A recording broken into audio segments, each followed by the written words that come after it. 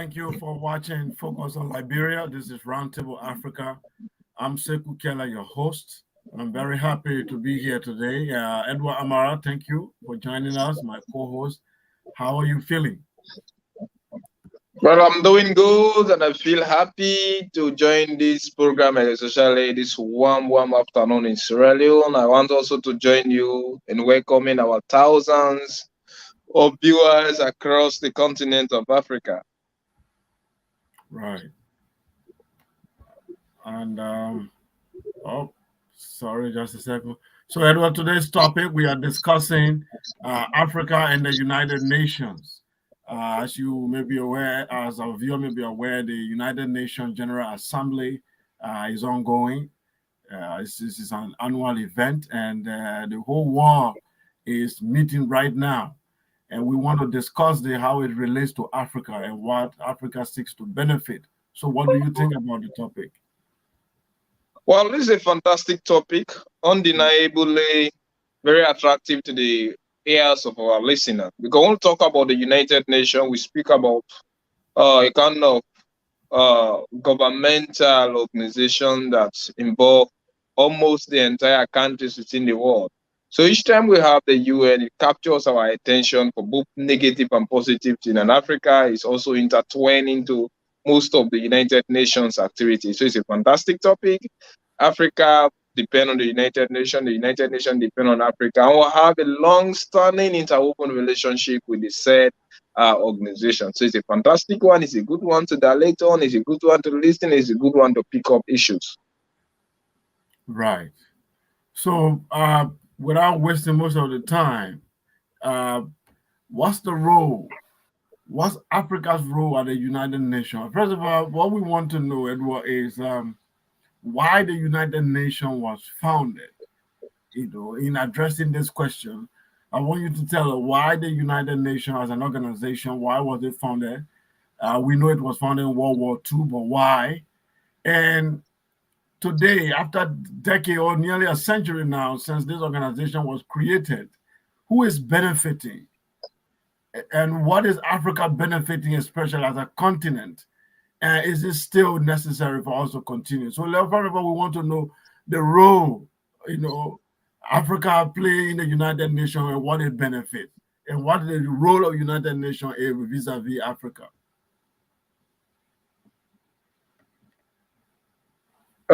Well, we United Nations was founded just after World War II on the 26th of June 1945.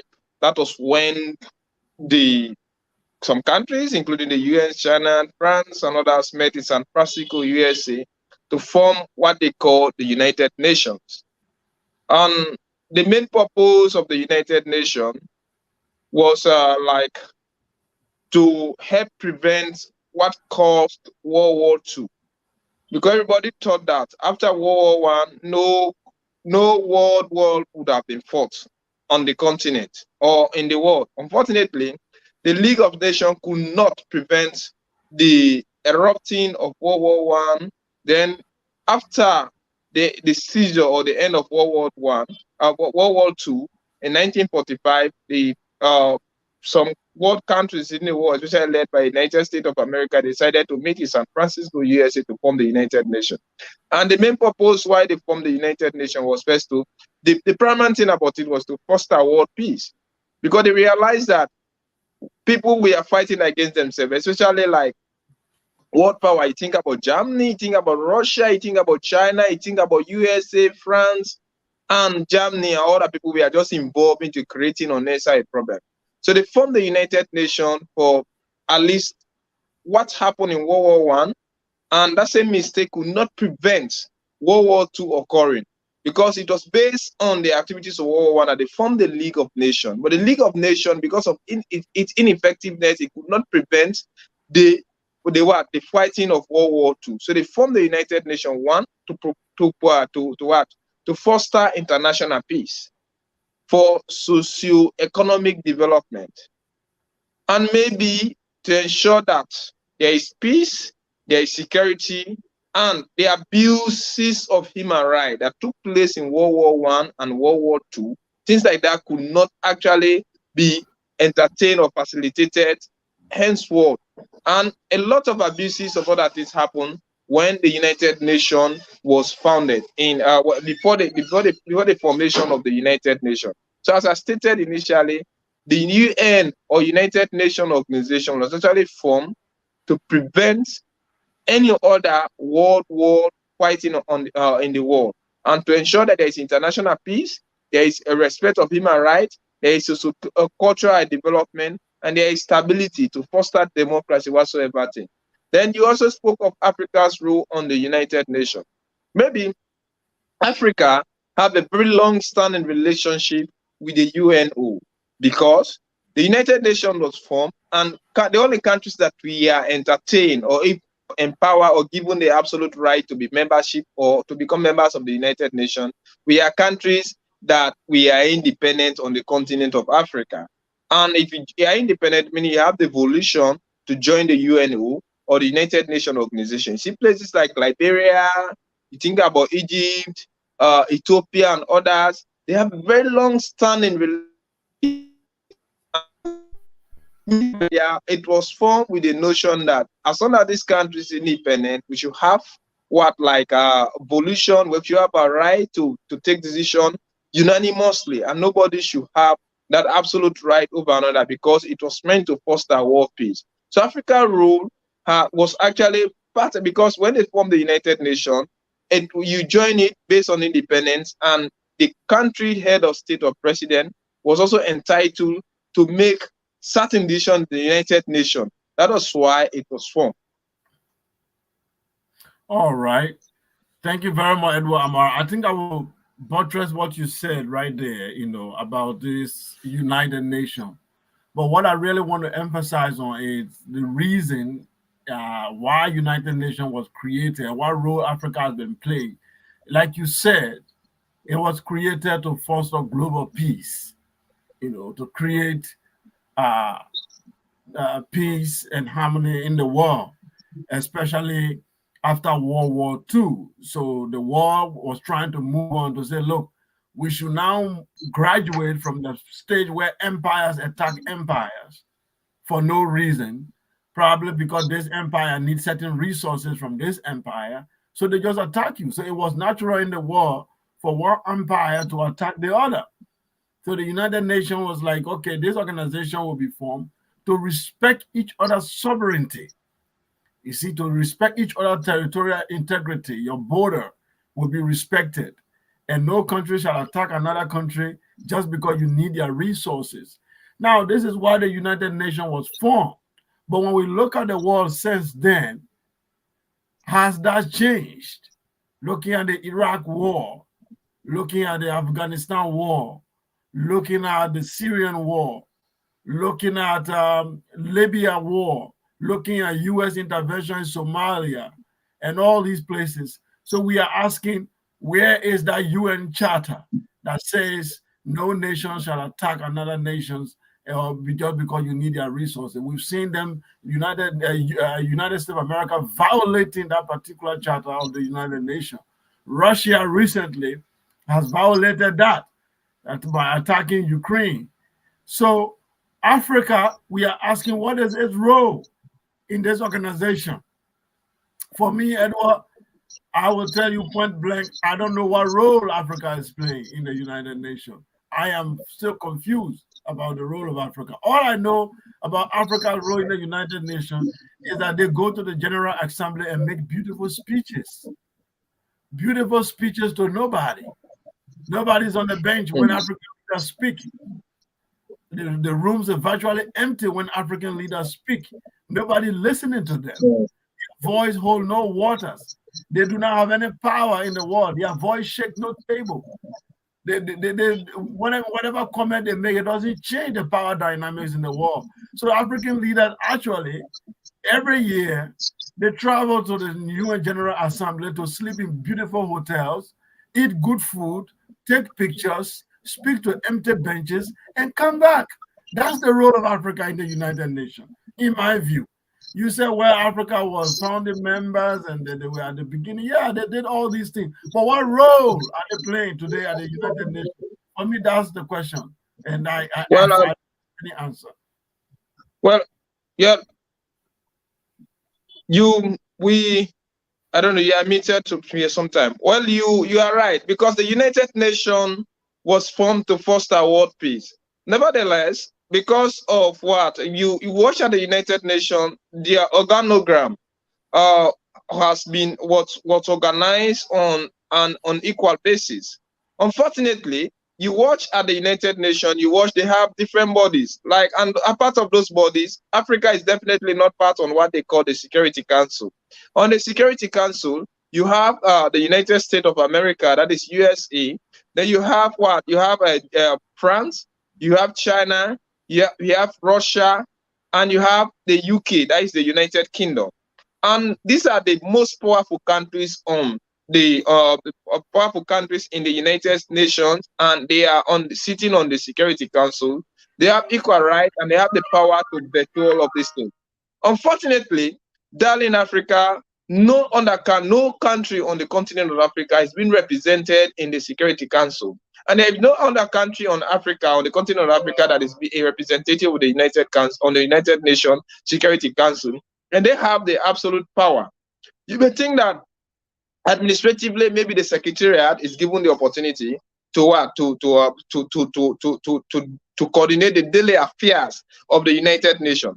But unfortunately, the Security Council almost overrule everything the administrative, like the secretarial branch of the United Nations. Now, have some powerful former prime minister, former United Nations Secretary General, like the late Kofi Annan, who was a Ghanaian.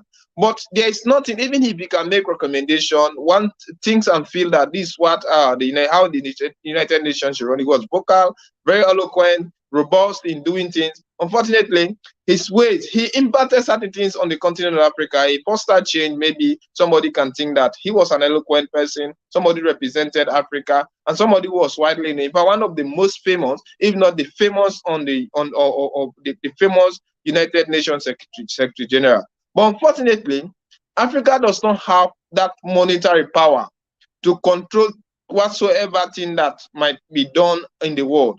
And when you watch at the big five, like the Security Council, as the countries that have named Russia, China, France, the United States of America, and the United Kingdom, they have the power. As long as they have the power, the direct certainty. Of course, the places like Germany, because of their former history, they are no longer given the opportunity to sit on the United Nations Council because of what Adolf Hitler and others did. But they still have that economic power. Africa is a relatively poor country being exploited by these same European countries, and now they are seated in the United Nations. They are sometimes they become non-permanent members, but they don't have the power. As long as you are not part of the Security Council, I think they are more like passerbys. They are more like passive listeners. There's nothing that they can implement because Africa is not part and parcel of the United Nations Council. And as long as they are not part and parcel of the big five, nothing Africa can do. So it's a sad mistake. I totally agree with you. Africa only sit, sometimes make blind suggestions. They contribute on the table, but their voice cannot even jump on the other side of the table. Reason being, they do not have the financial power to sanction any decision. Right. And we will come back to the issue of Security Council, and that will be the number two topic here to discuss. But we are looking at the general role Africa plays at the United Nations because we know, yeah, we've served, Africans have served as an African was a security general secretary, I think two times. We have the Egyptian who was the Security Council Secretary General, I mean, the Secretary General of UN, an Egyptian was, and then a Ghanaian. So we've played that role, we've chaired the United Nations. But then we are looking for concrete impact that the UN have had in Africa now. We know that they've done peacekeeping. In some African country, the UN have contributed immensely to peacekeeping. They are doing a lot of stuff. Say they are investing in agriculture or research, for protecting environment, bringing peace, and all those things. But who is really in charge of the United Nations and the role Africa is playing, is it even beneficial at all? Do you think it's a role that Africa must continue to play? Or by remaining in the United Nations, they are actually trying to sell the European agenda because the UN was formed to protect Europeans, in my view. Because when you look at the issue of Ukraine recently, United Nations have made Ukraine a priority. You've seen how everything in the world was about Ukraine. But at the same time, they are talking about Ukraine. Thousands are dying in Sudan, in Ethiopia, and other places, and the United Nations is silent. So you wonder whether this organization was formed for the whole world or it was formed to protect Europeans. Edward Amara.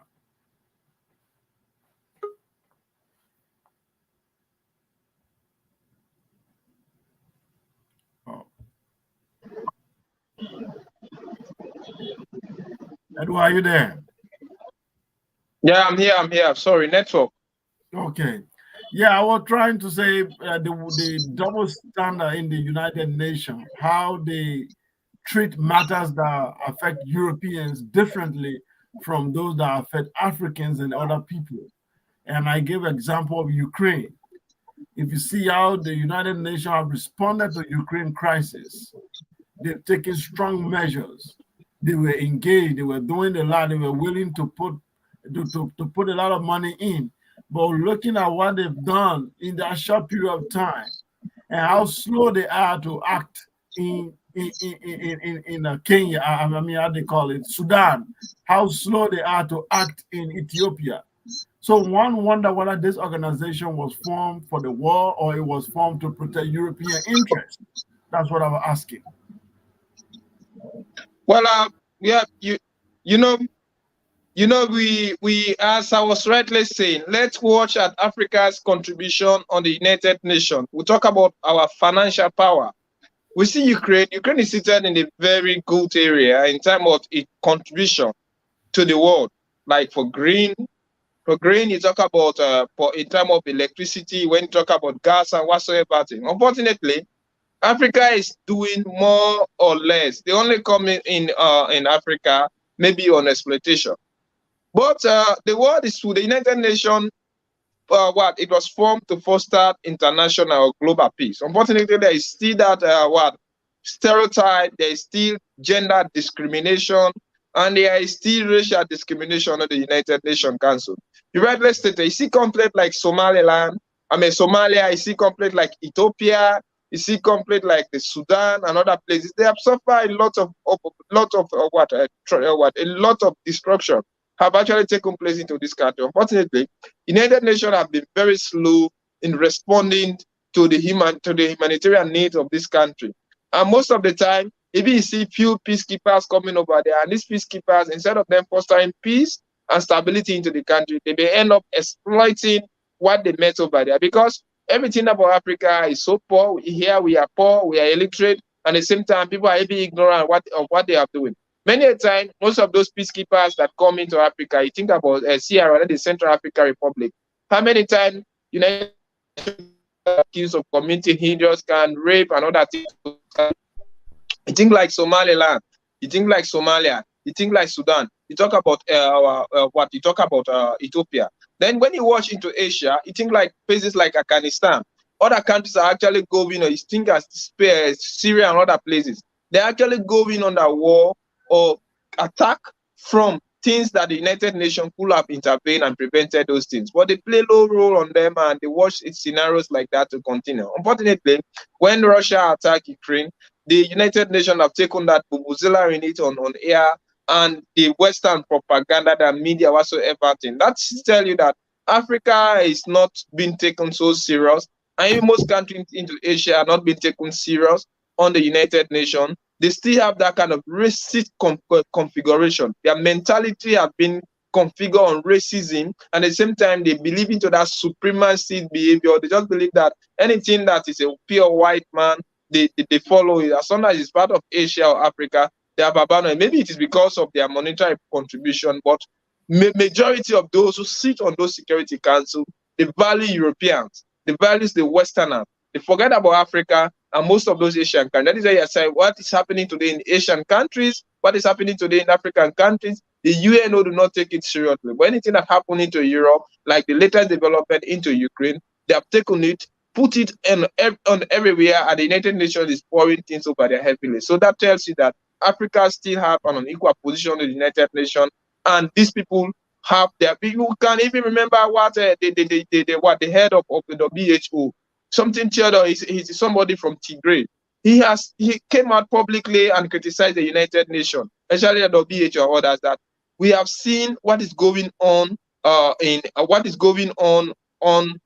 Ethiopia. The United Nations are turning blind ears. Their response is not adequate compared to the prevailing circumstances. But look like what is happening today in Ukraine. They responded so robustly, pouring all of those things. So I think Africa, on the side, the impact of the United Nations in Africa is still so minimal. It has not been fair. And maybe there is nothing good that Africa has ever inherited from the United Nations. Most of paperwork. Very good. Thank you very much, Edwama. And that's very, very interesting because this organization called United Nations, what it's supposed to represent is an international body. If I want to use the word international community, it should have been the UN. But unfortunately, this term international community now refers to European powers. But that role the United Nations should have played. Now, the follow-up question on this is that how effective is the United Nations? The fact that, I know we said something close on the first time, but I want you to go over it again. When we saw the Iraq war, I remember Kofi Annan very well. He condemned the war, and so many things, also Somalia and things. He was not in favor of U.S. invasion, but he was not able to stop the United States from taking action. So if the United Nations represent international community, represent all nations, how effective they are in terms of in the political scene, because they cannot stop any nation from aggressing another nation. So what power do they really have? This is sometimes confusing to people. We are part of United Nations, but then if another nation comes to do something to what the United Nations does not little or nothing, only to preach. Recently, when Russia attacked Ukraine, all the United Nations did was to condemn or try to make peace between them, but it does not really play any effective role to stop the war. So is the UN, is it becoming outdated like the League of Nations? Is it time to really update this organization? Has it really been outdated? It's like the time has passed because the United Nations now is just some kind of organization where people go and just talk, but they do nothing. So is it time to replace the United Nations with something else? That's the question. Maybe let me just take it from your last statement. I think it is better. The United Nations, maybe it is better to be replaced with another thing else, maybe change the name or one other thing. Because they said even when it is the right decision, but if it is taken too late, it similarly becomes a wrong decision. We are watching at the United Nations. One of the basic principles why it was being formed on the 26th June 1945, though it was officially launched in October 1945, was like to foster global peace. And now, after forming it, they created what they call the Security Council. And it is the same membership on the Security Council that are violating the world peace that we are actually meant to enforce. When you watch at global world peace, who are the people, who are the key actors violating global world peace? These are the Chinese. That is China. They are part of the United Nations Council. Russia is part of the United Nations Council. France is part of the United Nations Council. America, US, let me not say America, United States of America is part of the United Nations Council, and Great Britain is part of the United Security Council. And these are the 5 pillars. They have the veto power, they have the security, they have the most influential budget, they have the most powerful army, they are the richest, and they are the same people that are violating it. So you can, it's like giving birth to a child, and that child becomes so powerful than you, and you do not have the control to even control the child that you gave birth to, because the Security Council was being given birth to just like a kind of soft body of the United Nations Council. And the UNO, I think in essence here, the General Assembly, we are all head of state, should have been the most powerful organ. Unfortunately, the most powerful organ on the United Nations is the Security Council, and the Security Council is not led by a general consensus. They have the veto of power, and they are the most powerful countries in the world. So it's like the United Nations is not being it's not being effective, and it's not being efficient in the dispensation of their power because of the activities of the membership on the Security Council. And all the members of the Security Council, China and Russia normally see one way. Then the UK, France, and the United States or the USA, they see one way. They take unilateral decision they take multilateral decision among themselves. Then China and Russia always take one side. So as long as there is no peace on the Security Council, the UNO has become so ineffective. It's just like something that has been created and it has been paralyzed. It's a crippled organization. So normally they only exist in theory. They do not exist in practical. That is why they have not been able to prevent the war in Iraq. Because look, who attacked Iraq? It was the United States and Great Britain. They destroyed Iraq for things that we are not founded. Who killed Muammar Gaddafi? It was France and others because they facilitated it. And who is destroying Syria? America engineered all of those Arab uprisings. Then look at what is happening today in Ukraine. It is out of Russia. I think there is no global world trade, peace or war in the world right now without being facilitated or created by this so-called Big Five. Any country outside the Big Five which may want to create trouble, the United Nations Council, the Security Council can stop you automatically. But as long as those who are seated on the Security Council are the violators of the particular peace that they intend to enforce, it's now become so ineffective because the head, the most powerful organ, is not seeking world peace. It is violating, it is serving as an exploitative organ. It is the violation, it is the main violator of the peace that they seek to secure. And in fact, they do not respect anything. They believe into their monetary power, into their arms and ammunition. Unfortunately, United Nations is only ineffective and it's a crippled organization because of the activities of the Security Council. If they had been acting on order, seen one way, pursuing things unanimously, the world would have been at peace. But as long as they are living in the acrimonious or disharmony on the council, there is nothing Africa and the world allies can gain. So most of the time we have seen that maybe countries who do not support this particular, most of them as ally, they are now suffering the consequences. Africa, Asia, and some countries into Latin America, and even in Western and Eastern Europe are all suffering just because they do not sympathize with the so-called Big Five mentality. Right. That takes us to the second question here. Does Africa have a seat at the UN Security Council? So this Security Council we talked about a while ago is the arm of the United Nations that, the most powerful arm of the United Nations organization. And according to what I've seen, this Security Council is the one that can veto any major global policy. You see, in terms of security, in terms of climate change, in terms of economic policies and all that, they have power to vote for the world to either adopt it or not to adopt it. And looking at the situation in the world today, the members of the UN Security Council, they say now they are 15. But out of these 15, there are permanent members, and there are non-permanent members. It seems that the permanent members are the powerful guys that you mentioned, the Big Five. And then the non-permanent members are just countries they added, I think, just to put wool on our eyes to say, no, now we have added other countries, but in reality, those countries have no power. So these permanent members, who are they? Is it the United Nations, the United States, Great Britain, France, Russia, China?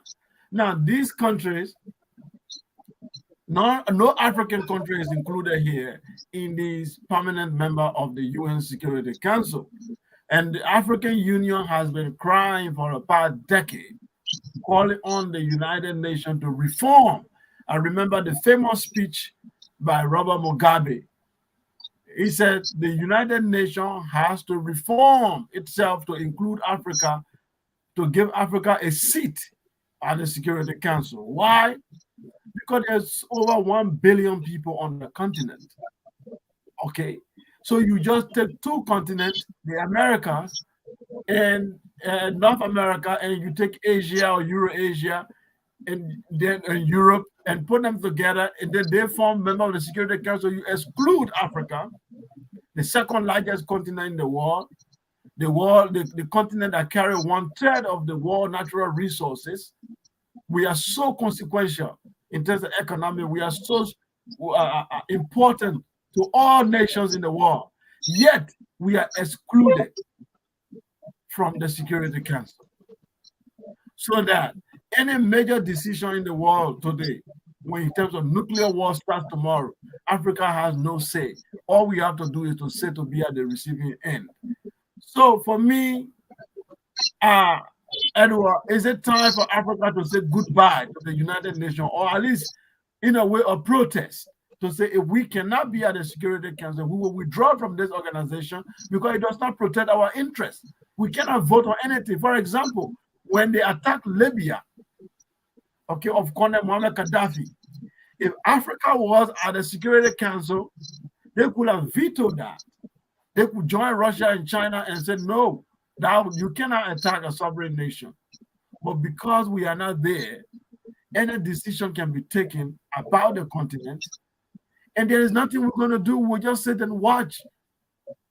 You see, when France decided to attack Laurent Gbagbo and remove him from power, a certain president proclaimed by the Constitutional Court, the Supreme Court of the country, after the election dispute, the Supreme Court of the land says Laurent Gbagbo is the legitimate winner of the election 2011, that he should continue. Whether that is true or not, whether we believe in the electoral process or not, that's immaterial. But the Constitutional Court, which is their own Supreme Court, says that Gbagbo was the winner. But France had the backing of the United Nations Security Council to go and dislodge a sitting president in Africa. They started bombing the presidential palace and they removed Laurent Gbagbo from power. Africa could not say anything. That was colonialism broad daylight in our time. So if we don't have a seat at the Security Council, is it time for Africa to leave the United Nations in the way of protest? Edward.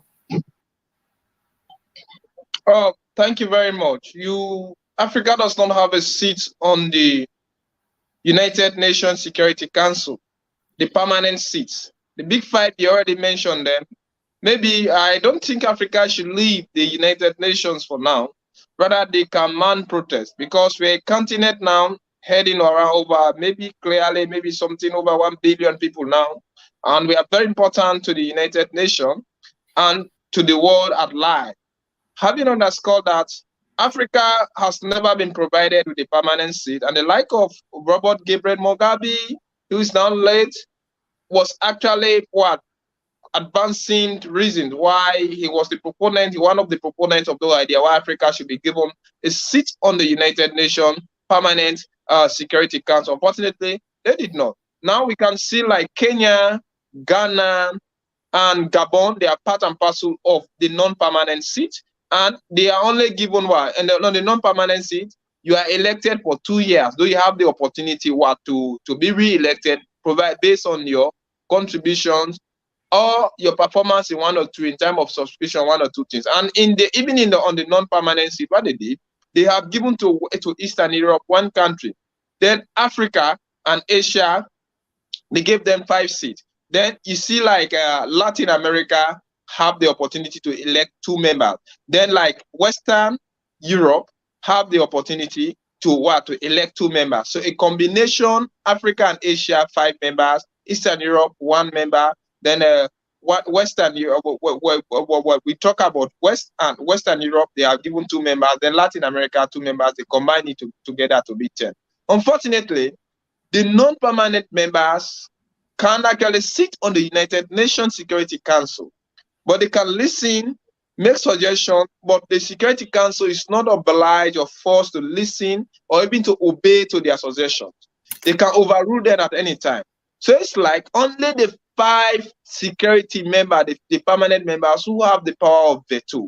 So what is the meaning of them being on the Security Council? It is only by nomenclature, name, that Ghana, Sierra Leone, Liberia, Kenya or Uganda is a non-permanent member on the Security Council. So it's just like more of like having a historical record that Ghana once represented Africa on the non-permanent seat of the United Nations Security Council, but you cannot say that this was what Ghana did independently when she was elected to the United Nations Security Council, that part and parcel of the non-permanent seat. So you watch at all of these things, they are so powerful. The manner in which they constructed their constitution only favor the 5 big men, the 5 powers. So it's like the constitution was being carefully constructed around the big 5, and it eliminated powers, the unity, whatsoever thing they think and feel that should have been given to the United Nations for other members to act on it. So the only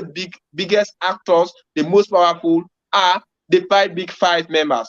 The rest are definitely not powerful. And they may even be given the opportunity, like, okay, they are saying that among the big 5, nobody have the right to preserve your citizen. A citizen of the United States of America, a citizen of Europe, or especially UK, I'm not saying Europe, but UK, that is the United Kingdom, then a citizen of France, a citizen of China, and a citizen of Russia will never become the Secretary General. Because by virtue of their construction, the Secretary General is the chief of the United Nations Security Council, the UNO. But unfortunately, he cannot do or say anything without the backing of the Security Council. That is why most of the suggestions, things that the things will be implemented, have to be vetoed by the United Nations Security Council. If they do not sanction, when they veto against it, it's off. But if they sanction, the activities can happen. So what is the meaning? They don't just say the Security Council that is ruling the world, damaging every situation, but it is not the UN, because the UN is a paralyzed system that cannot take any decision on their own without consulting the Security Council. And as stated initially, the Security Council on their own part, they are definitely not united. So these so-called non-permanent members only get there by names, maybe to be sent down into record that once Ghana was represented on the United Nations non-permanent member, but there's nothing good it can be effective. Unfortunately, they cannot, to conclude my statement, they cannot really sanction Africa or any other country on the United Nations Security Non-Permanent Council. Reason being, they are of their egoism. They want to, because they see Steve Black as very inferior. They don't think that we have the right to sanction anything.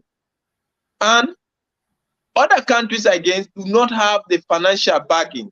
Trust me, why America, China, Russia, France, UK are misbehaving today, violating the very principles of democracy. It is because they have money and they have power, they have God. The 3 big, because there is God, government, and gun. But now God is above all, but they have the structural government, and they also have gun. So they have been terrorizing every area around the world.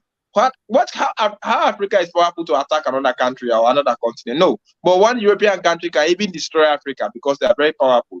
That is why they will never allow us to be part and parcel of it. Thank you very much, Edward Amara. We'll take a short break, and when we come back, we'll continue. We still have one more topic, question here to ask. So, viewers, please stay tuned. We'll be back in a few seconds. Welcome to Focus on Liberia. We educate, elevate, and promote all things Liberia. The best in all Liberia diaspora internet television. We put a great deal in our production. That is why we put out the best. Our CEO Dennis Jah is the most educated of all the talk show hosts combined. Since 1847, there has been no media platform as diverse in its programming, educative and informative like Focus on Liberia. Thank you very much. That was a short break there, folks. Thank you and welcome back. You are watching Focus on Liberia. This is Sekou Kela, your host, and we are discussing Africa and the United Nations. Edward Amara, the last topic here that we want to discuss is, can Africa do without the United Nations? So this question is a little bit political. It's like asking, can you hear me, Edward? Are you there? Oh, Edward was a little bit freezing. Can Africa do without the United Nations? This is thought provoking. We are asking, is it possible for the continent to withdraw from this organization that is not serving its interest and try to form something more powerful for itself to protect the interests of African people? Because beyond the beautiful speeches at the United Nations General Assembly, beyond the talking and all the talking that they do, what exactly does Africa benefit from the United Nations? Some will say, well, peacekeeping, in Liberia, we have war, civil war, and the UN came in and had peacekeeping. The UN distributed food, the UN distributed, well, in case you don't know, every member of the United Nations contribute and found the United Nations. So when United Nations give you any gift, it's actually your money. All members of the United Nations are contributing one way or the other in founding the United Nations. Yes, the United Nations gets donations from other people, from other sources, from powerful countries. They get more donations and all that, especially when they have a particular project, they ask the whole world for donation. However, every member of the United Nations, all the over 100 members, they are contributing. They are founding the United Nations. So whatever charitable work the United Nations does is from your taxpayer money. So that's the way you should see it. Just like when government does something for you in your country, you don't have to sing and dance for them. That's your money. That's your collective wealth. It's what your government uses to build your roads and your hospitals and build your school. So you don't need to be kind of like elevate them to the status of God because they do certain things for you. That's what they were supposed to do. So that's been said. Africa benefits nothing from the United Nations. Africa does not have any power, veto power at the Security Council, and it's very critical. So if Africa withdraw, can Africa survive without the United Nations? That's what we try to do, Edward Amara, because this is controversial. We understand that, but sometimes we have to think outside the box. Can we do without this organization? Yes, I can say a very big yes. A very big yes, and I'm very, very optimistic about that. If it had not been so, the like of Gaddafi, Muammar Gaddafi would have been dead. Because let's watch at Africa. We're very small. We are one of the most populated continents on the world. Then at the same time, we have almost the natural resources that we need to develop ourselves as a continent of Africa. We have the human resource. We have the caliber. We are the youngest population on the continent in the world. And we have people who are teachable, and we have copied the style of other places like in Europe and whatsoever. There is no European country where an African have never existed, and some of the powerful people into America are actually Africans. We have people who are scientists. And when you see the Western world, they are practically surviving on what they are taking from Africa through exploitative mentality. So when we watch at this, all we need to do is to create a United States of America of Africa. If we can be successfully create the United States of Africa, we can definitely survive without the United Nations. Because when you watch the United Nations, by and large, Africa has never benefited anything good from the United Nations. All we have felt is being exploited, being intimidated, being molested, and even the entire country of Africa today is totally disorganized by members of the Security Council, because they know that if they allowed Africans to exist as a united force, definitely we can challenge any other continent in the world, because we have the resources, we have the human resources, both the material and human resources are available, and we even have the most valuable land on the continent. And there are certain things that what have been taught into the United States or in the other continent, it has never been taught into Africa. That was why when they saw the like of Muammar Gaddafi pushing for a United States of Africa, a United States of Africa has been successfully established, then we would have the ability to clearly delete ourselves from the so-called United Nations, where we are only being exploited, defeated mentally, in fact, psychologically. Look what Donald Trump used to say Africa is a very shithole. So they have used everything. So I think Africa has the ability to exist without the United Nations. if we can have a United States of Africa. That was why when they observe, they look at it. Why do you think Kwame Nkrumah was killed? These are some of the things that happened. When you even watch at the Pan-Africanist mentality is to create a United States of Africa. If we can have a United States of Africa, then there is no need for Africa to be a member of the United Nations, because the United Nations has never helped Africa genuinely. And even when they say they are sending 20 to $20,000 or 2 million, 5 million to 12 million United States dollars to Liberia, to Sierra Leone, Guinea, whatsoever thing for help. Definitely, there is no free aid in Africa. They send their expert, they exploit all of this money, end up paying them, they come with you. But so most of those development, sometimes Africa only take a very bad nomenclature or name on it, because most of those money are naturally left on the continent or in the country where it is being sent to. But they end up being paying all of this expert. So they realize that if they can really allow Africa to develop a national government on the continent, speak with a united voice, and have a president, just like when they have in the United States of America. Definitely, we will survive without them, and the United Nations itself, it will not be so effective. Because we are seeing now what is happening today. Russia has its own mentality. China has its own mentality.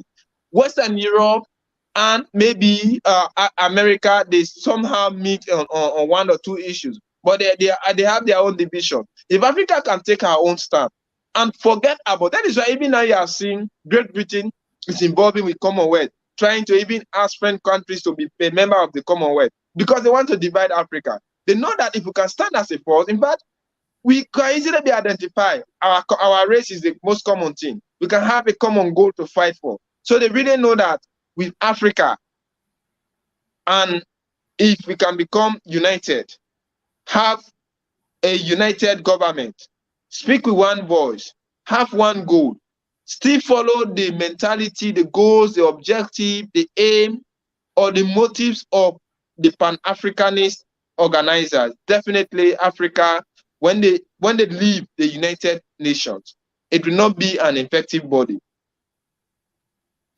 Absolutely, I agree with you. Without Africa, all these organizations will crumble. But I hope African leaders understand that. They continue to underestimate themselves. They continue to think that they are irrelevant, but in reality, they are the most relevant. But they have decided to see themselves as irrelevant because of the mentality. You know, if the organization was formed and it does not serve your interest, you have entered into post-colonial Africa and you build nations, and you see now that these nations have new demand. The young people now, we need more freedom. We are asking for more sovereignty. We are asking questions. It was time for African thinkers, intellectuals, to begin to lead these crazy politicians to the right direction, because politicians are not thinkers. They are not necessarily thinkers. So the thinkers should do the job and move these people to the right direction, because the countries we are living in today, if something is not done, we will continue to go this route. Eventually, all these nations in Africa will collapse, and Europeans will come back again, take over them, and reshape them into something else. So we must take our own destiny in our own hands, because United Nations is not helping. Stop looking at the name United Nations as if it's something united. It's not. It's not. It's fake. These organizations are protecting European interests. The same thing with World Bank. There is nothing world about that bank. Okay? IMF, International Monetary Fund. There is nothing international about IMF. These are all European organizations created to protect their interests. You have to be wise as a serpent for you to benefit from there. Not that these organizations you cannot benefit, you can benefit, but in order for you to benefit, you need to have an ideology, a specific ideology that will help you to stand your ground. Like my brother said, Pan-Africanism should have been our ideology. All African foreign policy should have a Pan-African perspective or Pan-African view on everything. If we have done that, then it will be very difficult for Europeans to play on now. If we all have a Pan-African view and say that we are standing on a Pan-African principle and say that Africa must benefit this, Africa must benefit that, otherwise we all will withdraw. You will see these people will change. One of the reasons why Europe is powerful, it's not the wealth. Europe has nothing. But Europeans speak with one voice when it comes to international issue. Once the European Union stands on something, America follows. Okay, all other European countries follow. If the US has stand on something in Asia, automatically European Union does not contradict. The all other Western countries will never contradict that policy because they have an ideology that they all follow. You see, the Western civilization. What ideology do we follow? Zimbabwe have its own ideology. South Africa has its own.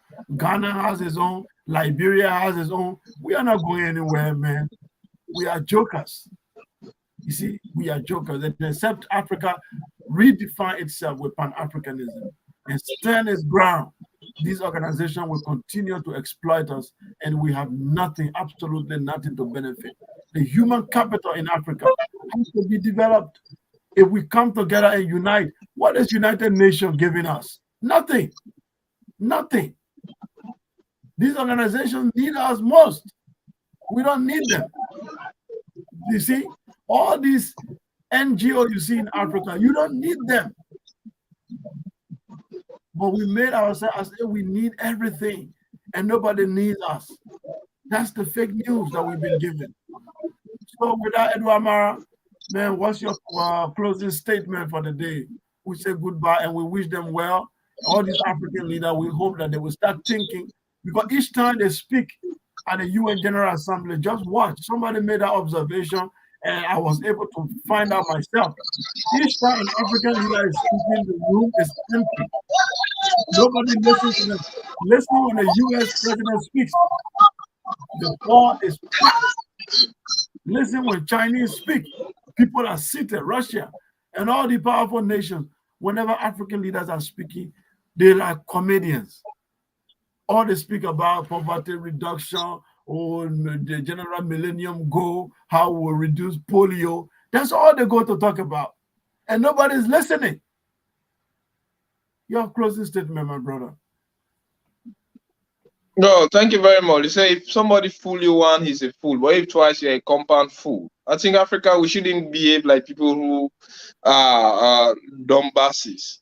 And our African leaders should take into consideration that they have the assets, they have the continent, and they have almost everything that they could be.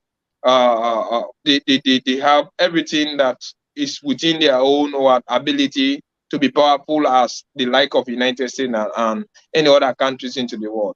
But their continual subjective mentality, their submissiveness on the in the United Nations is definitely not helping. Maybe they can still choose to follow the mentality of our forefathers, what Gaddafi or push and whatsoever. I think we need to get heroes on the continent of Africa.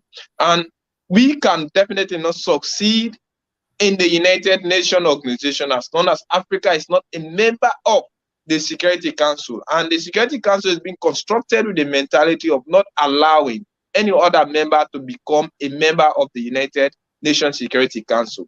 So why Africa is still existing on the Security Council, we are like passive members. So I think my advice to our African leaders is like to follow the principle of a United States of Africa by creating a one government, one currency, we speak with the same voice, and we have all the resources, we have all the human and material resources to develop. But our continuing existing on the United Nations is definitely not helping Africa. It is more creating more harm to Africa than good. If we are not so, conflict in the Sudan, Somalia, Ethiopia, in North Africa, all of those things we are not to be ever existing. But our continuous connection existing into the United Nations Council, our involvement into other European organizations are creating more harm than good on the continent of Africa. My advice to African leaders is to think twice and at least leave the United Nations Council, humbly form a United States of Africa, and let push our continent before. It's just a matter of any bad deed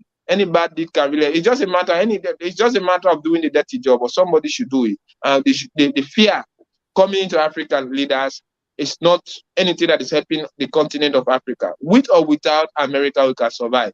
With or without the United States, we can survive. With or without United Nations, we can survive. But Africa is definitely not making use of what we have. Thank you very much, Edward Amara. I will, second to what you just said. The United States of Africa is not a pipe dream. It's not an imagination. It's not something that we are saying out of the blue. It is something that our very existence is connected to the United States of Africa. Now, for me, I believe in the United States of Black Africa. That means sub-Sahara.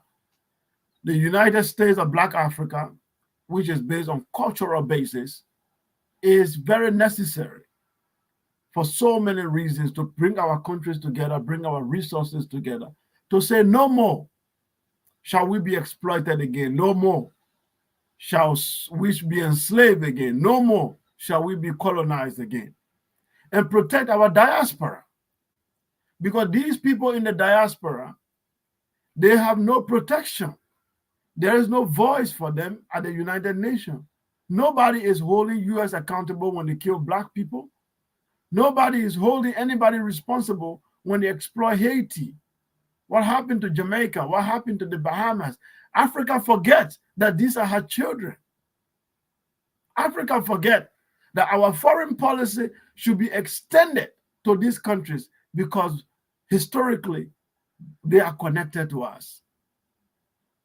Africa thinks that they should limit themselves into that little building in Ethiopia that was built by China and sit there and be talking nonsense. They don't see the responsibility that lies ahead. They don't see it. The nuclear war that is coming.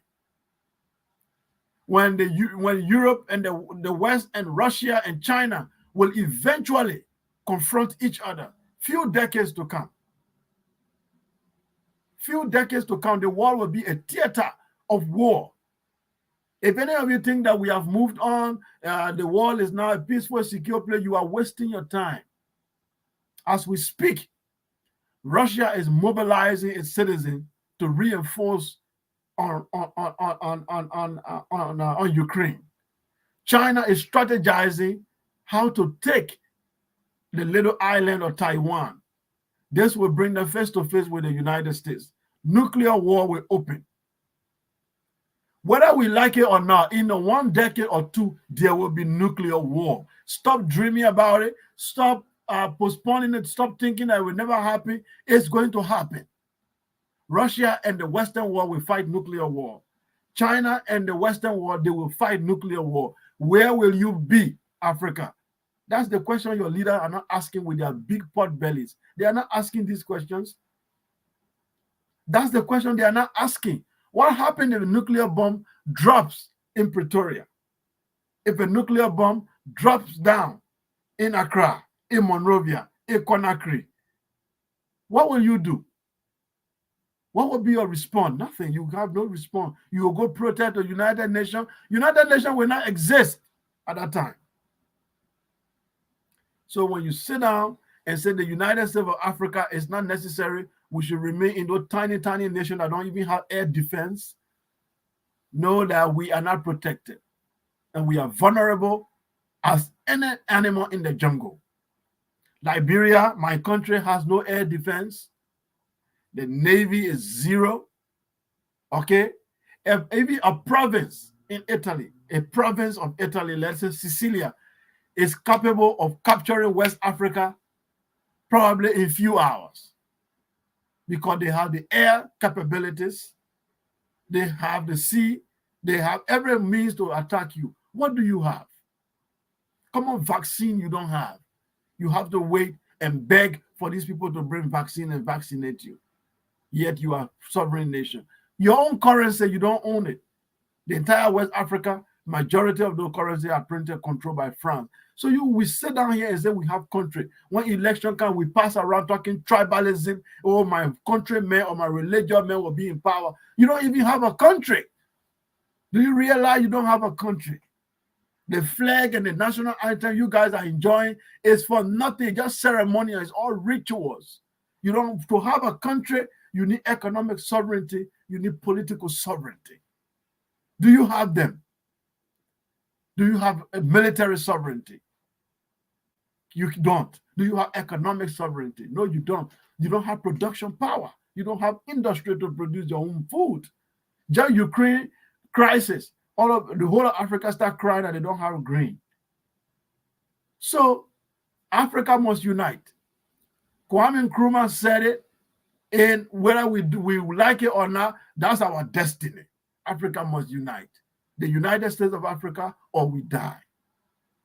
If these countries go into deep conflict, like a real nuclear war open, Africa will be vulnerable. The terrorists will just overrun that country. All of us will come under Islamic terrorism and we will be enslaved. One way or the other, we cannot escape. Either Chinese will enslave us, either the European will come back and enslave us, or Arab Muslims will come and enslave us. We have no escape route. Or we jump in the sea, in the Mediterranean, and die. That's the only option you have, black people. When Chinese get angry with their loans, they will come after us. And when the major global crisis, they will take over your port and your seaport and your airport and use them. And there's nothing you can do about it. Europeans too can do that. America can do that when they want. And if all these countries become so weak, then Islamic terrorists will show up. And they will take all of you, they will take down your names. Both, I don't care whether you Muslim, black Muslim or not. In fact, the black Muslims are the first slaves for Arabs. You go to Sudan and Mauritania, so-called black Muslims, they are the first slaves to Arab people. So don't even think about whether you convert to the religion. If you like convert to the religion, you are the first slave for Arab people, black Muslim. So there is no escape for you, especially you that you say you're Christian or you practice the African spirituality. When Arab people get over that continent, they have the capability to take over that continent. All of you are going back to slavery. So there's a challenge. We unite or we sit down and be used. And our diaspora will be killed daily. And all the countries that our ancestors were able to create in the Caribbean, Jamaica, Guadeloupe, Haiti, all these that are supposed to be strategic partners for us, we let them to remain like that on their own. With this great opportunity we have in this century to build a powerful African identity, we are not here. We are here joking. Our leader wearing coat suit, they go to the United Nations and make useless speeches and lie down in hotel with women and come back. And we dance at the airport and welcome them. Nonsense. So, folks, thank you very much. Go back and watch your TV and see your leader at the United Nations and clap for them. Say they are making good speeches while they are making nonsense speeches. They have no plan for you.